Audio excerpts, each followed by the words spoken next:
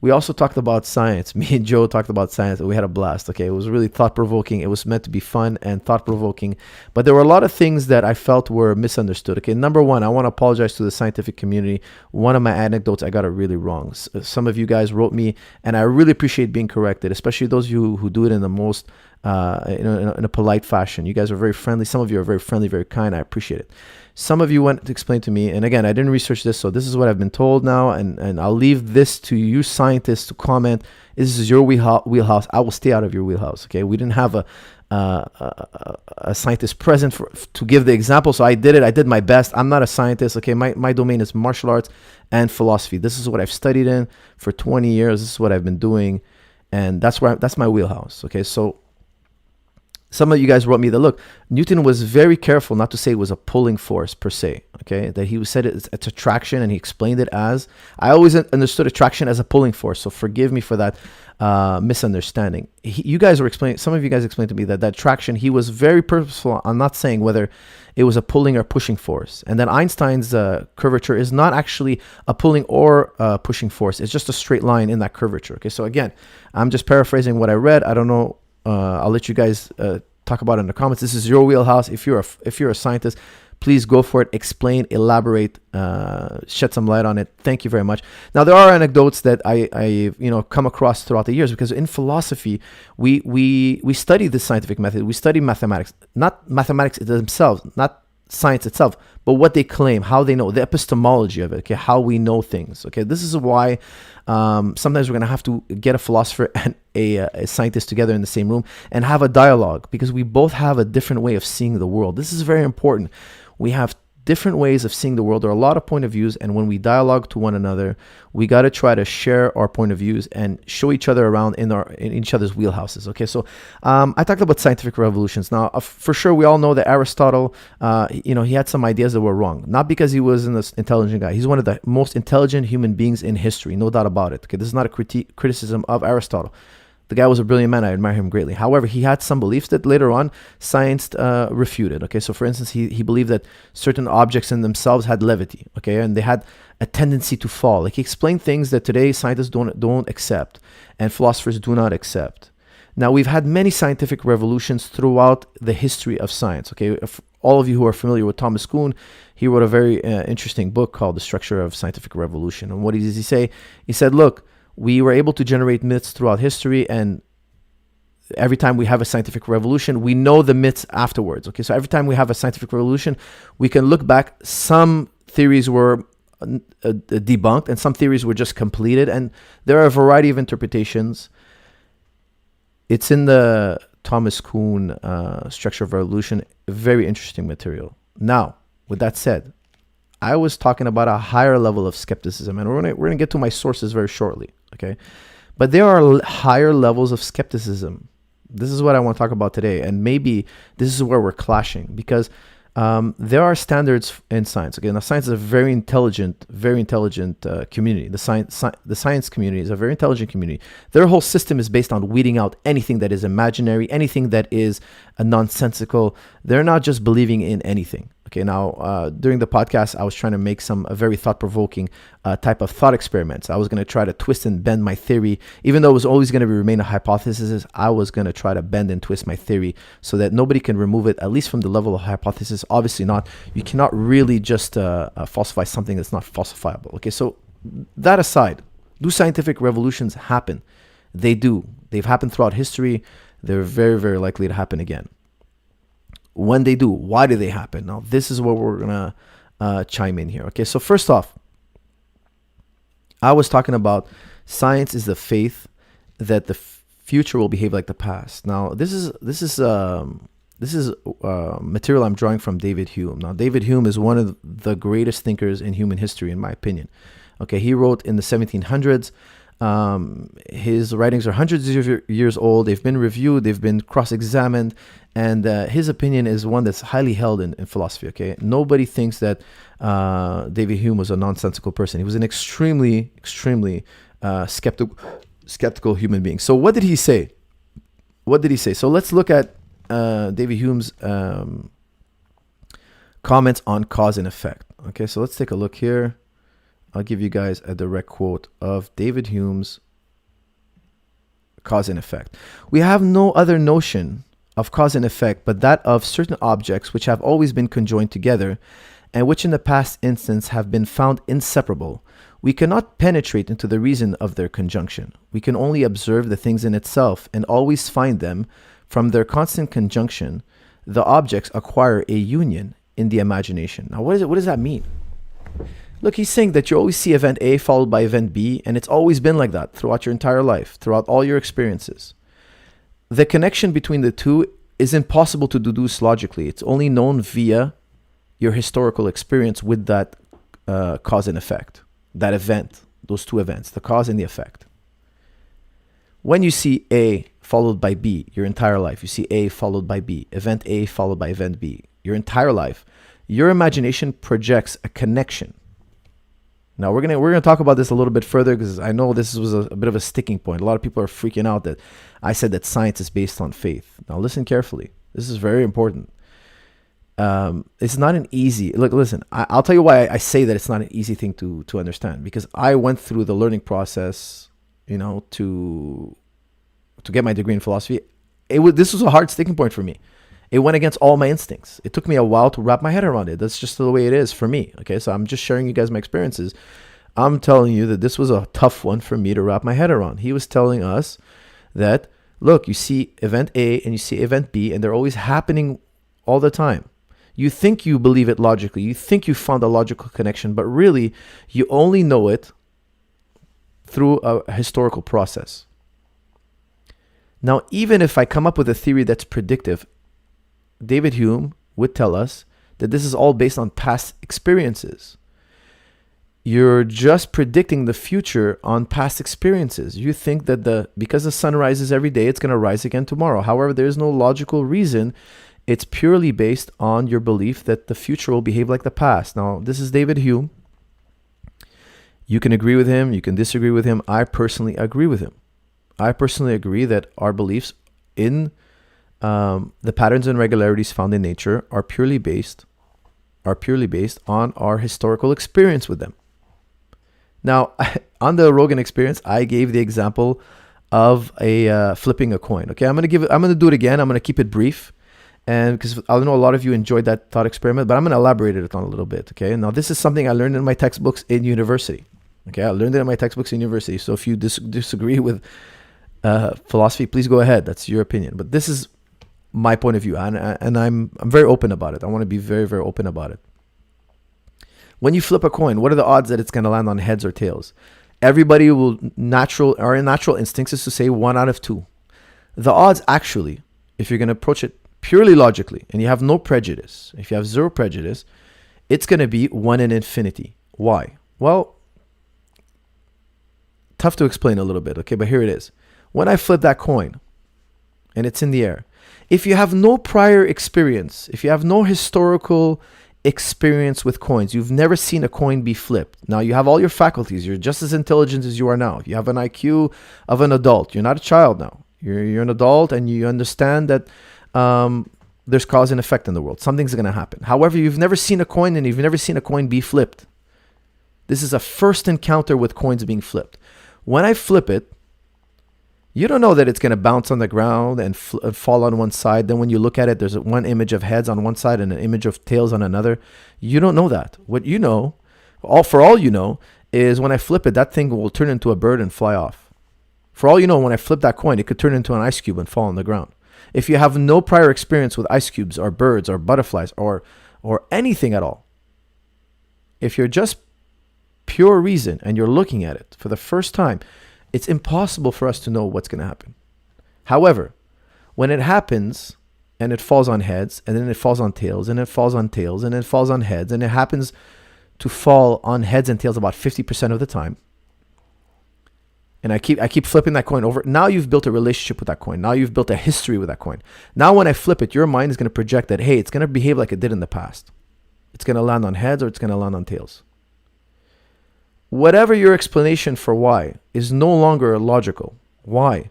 Because you couldn't predict to us, you couldn't give us the prediction of what would happen in the first time around, the first encounter. The first encounter is always unpredictable. Therefore, all our beliefs are based on our experience, our physical experience, our historical experience, even when we try to make it predictable in the future, if we try to say that, look, I have a theory, and this theory is predictive. It has a falsification, and it's predictive. It's falsifiable, and it's predictive. Even Hume would still tell you now, he would still tell you that that is still based on past experiences, not on logic, not on deductive logic. It's based on inductive logic.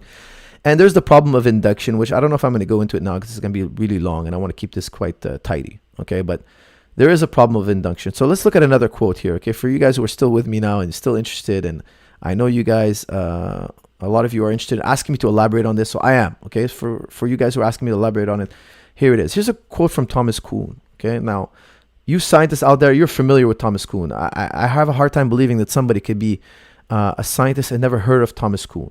Okay, he was a historian, a scientist, and a philosopher of science. This is a very important human being. Why? Because he understands the point of view from various angles. Okay, so what does he say? He says, look, gravity interpreted as an innate attraction between every pair of particles of matter was an occult quality in the same sense as the scholastic tendency to fall had been. Don't forget, the tendency to fall is what Aristotle believed. Okay, he thought that things had something in themselves. They had this thing in themselves.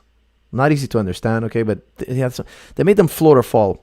Okay, he believed that the world was the center of the universe, therefore everything's going down to the center. I mean, I'll be honest with you guys, when I read it, I knew it wasn't true, so I kind of glossed over it. Nobody agrees with that. I've never heard a philosopher argue for that. All philosophers say, look, he was wrong, so it's not something we cross-examine and really measure. It's just something we think that, look, he believed that he was wrong. We put it to bed. Nobody really writes about it, okay? Like, I've never heard, no modern day philosopher writes about this, really, okay? What they will write about is maybe why he believed in that, you know?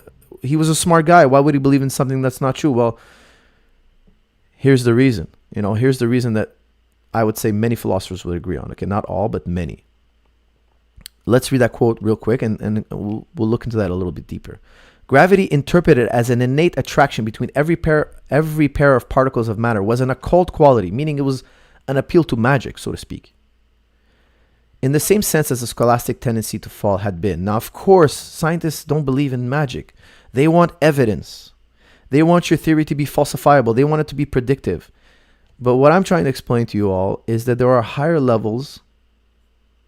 Not all, okay, I know you philosophers out there, you understand this, and many of you scientists do understand this, of course, no doubt about it. You're very intelligent people. There is a higher level of skepticism than even Kuhn. So Kuhn is saying, look, he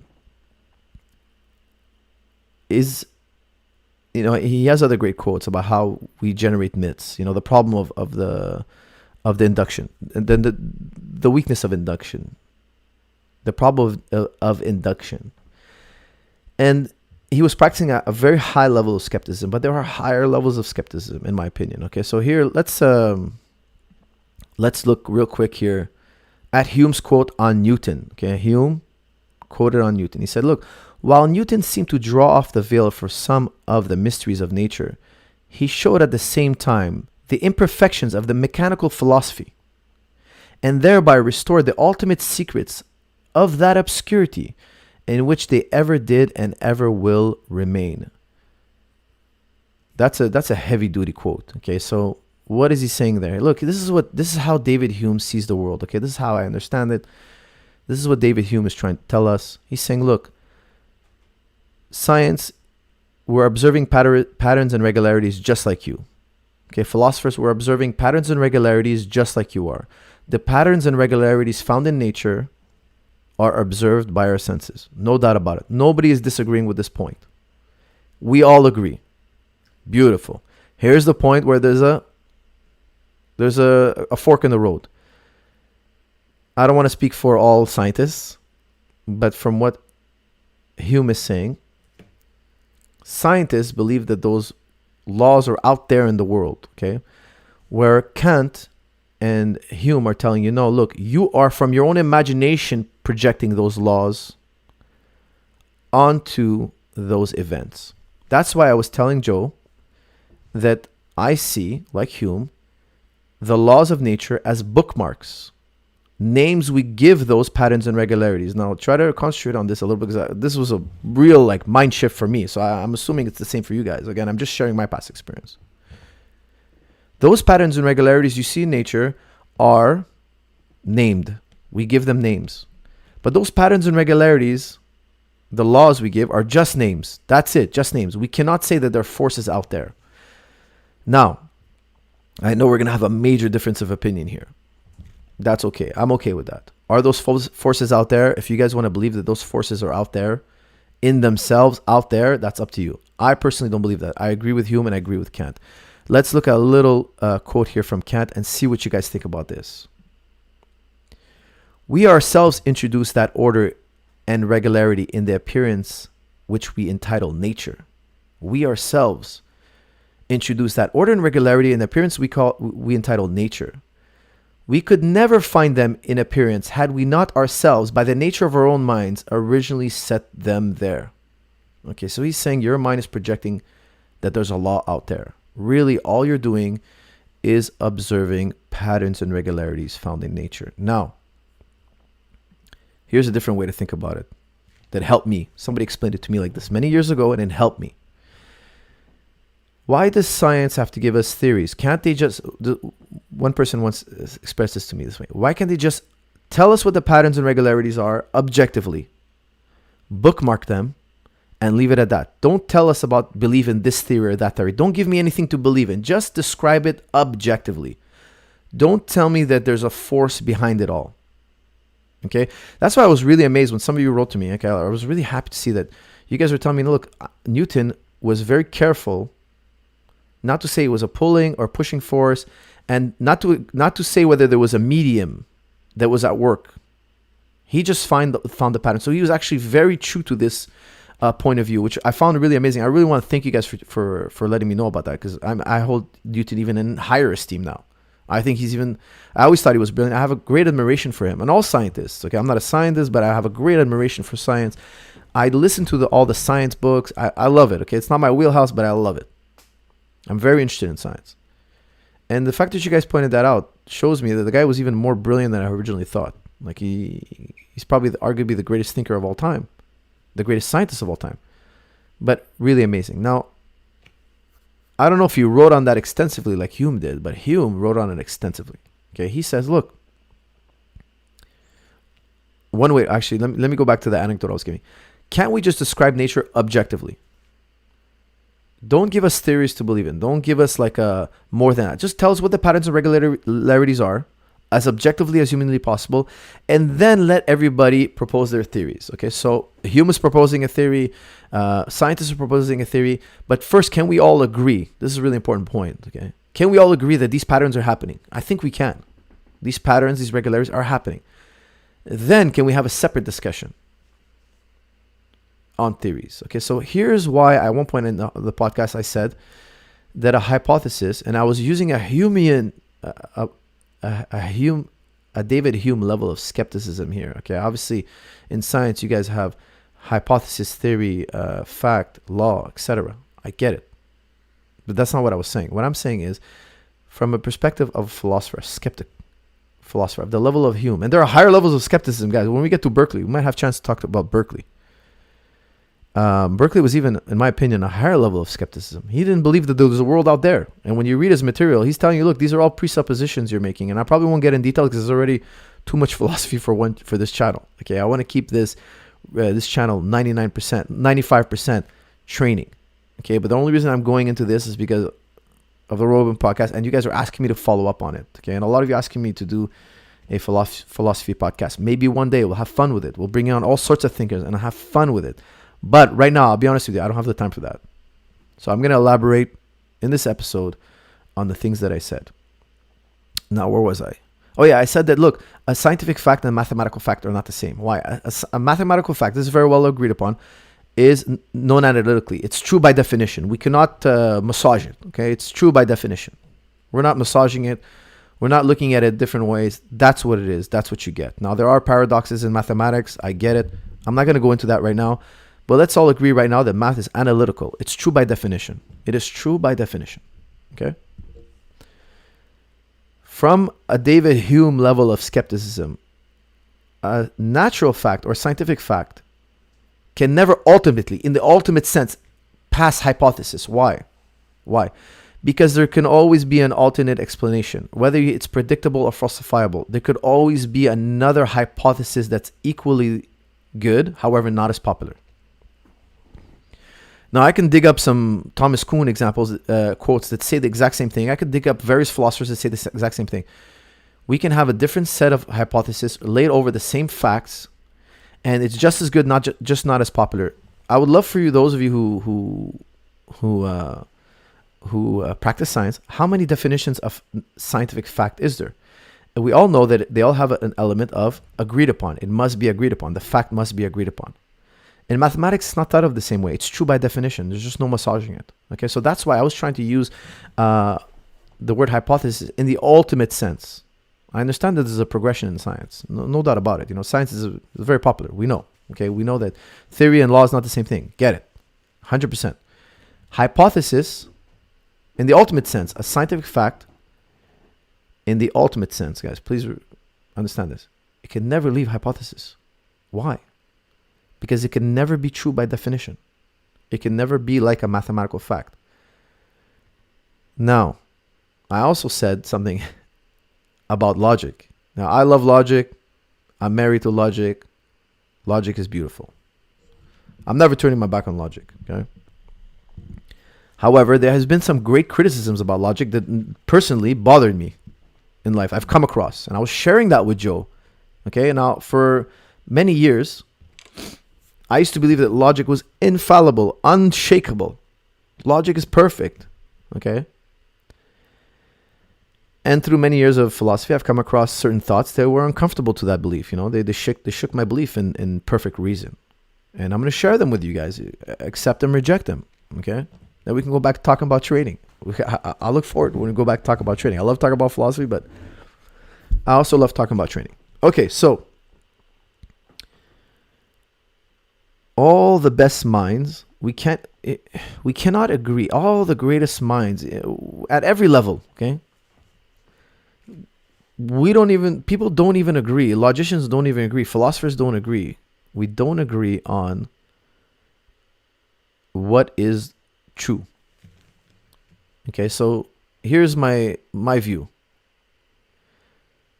Logic is perfect, but human beings are flawed. Logic is perfect because if you try to argue against logic, you need a logical argument, and then therefore it's a self-defeating position. You can't use logic to argue against logic. But there are heavy criticisms against logic. Logical criticisms. Logic seems to have this incredible quality. Okay, it's true by definition, etc. However, we're not that wise to use it. That's my point of view. Men will always be able to make a mistake. When we're using scientific, our senses, when we're trying to be empirical, we can make a mistake. When we're trying to be logical, we can make a mistake. A great example, like I tried to give, Sam Harris and Jordan Peterson couldn't agree on the definition of what is true. Okay, now I believe there is a definition on what is true. It's not easy to get to it, but I think if they keep talking, they'll eventually agree to something. However, years down the line, some new guy, a really intelligent guy, is going to cross-examine them and find little faults. This is what's happened throughout human history. Plato and Aristotle didn't agree with one another. Voltaire and Leibniz didn't agree with one another. Today's intellectuals, there's different camps. They all say that they use perfect logic or as best they can. We have limitations. Human beings have limitations. So even logic is not the best way. Now, I believe in logic is the best we can do. If you're an honest person and you're using logic as honestly as you can, we can't find any fault with you. If this is your best of your ability to understand the world around you, if this is your honest attempt, I hold nothing against you. I think you're in there. You're doing your best, and everybody is. I think that's how we have to approach it. Is the answer right or wrong? That's very important, crucial. However, is the individual doing their best, their honest best? Are they giving their sincere best to be, to come across the truth? That's the most important thing. So we talk about so many things. I'm trying to think about what else we talked about. We had a lot of different, and I know you guys are going to follow up with questions, but eventually I'm going to have to cut it off. And I was considering doing this, and I want to hear what you guys think. Okay. I was considering doing some philosophy episodes, but just on the podcast, on iTunes, not on the YouTube. I want to keep the YouTube really training oriented. Okay. Very little science, philosophy, obviously, like just really. But I want to bring on guests, scientists, physicists, philosophers, skeptic, every type of human being, and just have a conversation, pick a topic, conversation. I love to learn. I love to discuss. I love to cross-examine people. I love to be cross-examined as well. I love people to look at my thoughts and tell me what they think. Guys, we all have to learn. We all have to polish our beliefs and get to the truth as best we can. Okay, so I'm trying to think right now what else we talked about. If I do those podcasts, guys, if I do those iTunes things, they're going to be far and few between, but they'll be fun. And hopefully even become regular if I can find the time. Oh, yes, here's another thing I want to touch upon that I got from you guys. I said that on the show I would talk about GSP, strength and conditioning, and why he says he never does strength and conditioning, why he says he never does cardio, and we never got to it. Me and Joe never got to it. I mean, we talked about so many things. We jumped from topic to topic. It was pretty fast. It was pretty fast paced. Okay, so a bunch of you wrote to me, hey, coach, you never got to that. Can you do it? Can you talk about it? I will talk about it right now. Okay, so how much time do we have? Okay, we are about 15 minutes away from the overtime. So we have plenty of time to talk about it. All right, so I'm going to probably end on this. George's idea, in my opinion, I have to talk to him about it, okay? I have to get him in a room and actually ask him his definition. Because I'll tell you guys, we did plenty of conditioning. Plenty. I was there, guys. I'm a witness. We were there. We did it together. I was in the same room doing the same workouts and sometimes just monitoring the workouts, okay? But, between fights, I was actually doing the workouts with him quite a bit. His idea of strength and conditioning, in my opinion, how he understands it is circuit training. Because we did a period of circuit training. We did do a period where George does one exercise, moves from one station to another, and he didn't like it. Okay, we did it for a prolonged period. I would say about a year and a half, 2 years. He didn't enjoy it. I think later on in his career, he criticized it. He thought it wasn't as good as what we used to do, and we went back to the old formula. Now, what was the old formula? The old formula was really simple. There was always sprinting. Okay, so when he says he doesn't do cardio, in his mind, don't forget, his first language is not English. Okay, when he thinks cardio, again, I don't want to speak for him, but this is how I think what he's imagining in his head. He's thinking about like a long distance jog. He thinks people do that still. He in his mind, they do like a boxer's workout or Muay Thai. In Muay Thai, it's very traditional to go run for a prolonged period. George, in his entire career, always did a sprint routine before his fights. Always. And he sprints throughout the year. He does track throughout the year. So he'll do 400 meters, take a break, 400 meters, take a break. Or some days he'll do 200 meters, some days he'll do 100 meters. But he rarely runs further than 400 meters. So to him, he's not doing cardio. He's doing anaerobic work. Okay, define it how you will. The man speaks French first. Okay, all due respect. The man's first language is French. He's trying to communicate with you guys that doing long distance cardio just doesn't work. Right? It's not needed. Not that it doesn't work. It's not needed, according to him. Strength and conditioning to him is like CrossFit and circuit training, and he doesn't know a lot about that stuff. Okay, he did it for a little bit. He didn't like it. For him, gymnastics is not strength and conditioning. And if you ask, it makes sense, because if you ask the gymnast, "Hey, did you do your strength and conditioning today?" He'd be like, "What? No, I just practice gym." If you go to a track guy or you go to an Olympic lifter, because George does a lot of Olympic lifting, he does. You tell him, "Hey, did you do your strength and conditioning today?" He's gonna be like, "What? I know, I just did my Olympic lifting workout." They might not word it that way. And I think that's where the confusion is. For George, he did Olympic lifting. He did weights, no doubt about it. He did hurdles, like track and field. Well, not track and field per se, not the sports of track and field, but sprinting, long jumps. He did all that. Okay? Not competitively, but just as a general physical preparation.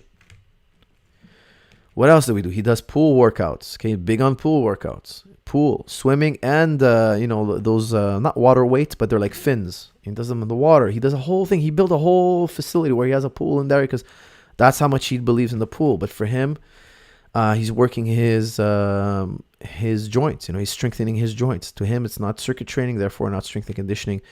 I personally categorize it as conditioning. I don't use the term strength and conditioning, but you're conditioning the body.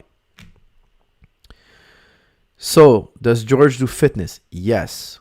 Then he goes into a phase close to the fight where he doesn't do any of it. So I think that's what brings more confusion.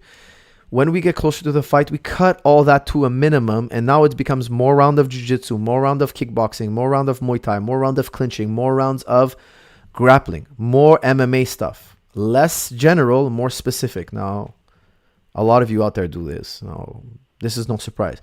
But to him, he's preparing for his fight using martial arts for conditioning now. In my opinion, you don't do that all year round because you'll plateau quicker than somebody who goes through cycles of general physical preparation and then specific, sport-specific preparation. So you're doing your track and field and gymnastics to a certain level, and then you cut that, you drop that really drastically, and then you start upping your martial arts training. And we're going to try to convert all that athleticism you built into your martial arts training. We're going to try to convert it. We're going to sharpen your technique. We're going to sharpen your timing, plus convert all that athleticism. Okay, that's the theory. Is it proven? Well, no, I wouldn't say it's proven in a lab. I don't know about that, but I will tell you that many athletes have used this kind of formula, and it works quite well. We've done it, and we feel very comfortable with it. Now, it doesn't mean we stop doing martial arts all year round. We just change the ratio. Okay, so maybe off season, let's call it off season, when you don't have a fight book, we're doing about 70% martial arts, 30% conditioning. I wouldn't go that far. I think that's the maximum. So I prefer doing like 80-20, let's say. And then closer to my fight, I'm doing 85% martial arts, 90%, 95% martial arts. So I'm doing 100% martial arts, no conditioning the last 2-3 weeks. I won't even do any conditioning. Maybe a couple of runs. Maybe like a 20-minute sprint routine. Like we'll warm up for 40 minutes, sprint for not even 20. Okay, 20 is long. 10-minute sprint routine. It's over. It's done. It's so brief. Okay? Maybe a med ball tosses. But it's going to be so brief. Let's put it 95% martial arts. Let's put it 95% martial arts up the last few weeks of the fight. Okay? So we did plenty of conditioning. Maybe it's not strength and conditioning. I know George hates that term because he doesn't like that kind of stuff. Circuit training he thinks is not good. So he's trying to discourage you guys from doing something he thinks is not effective.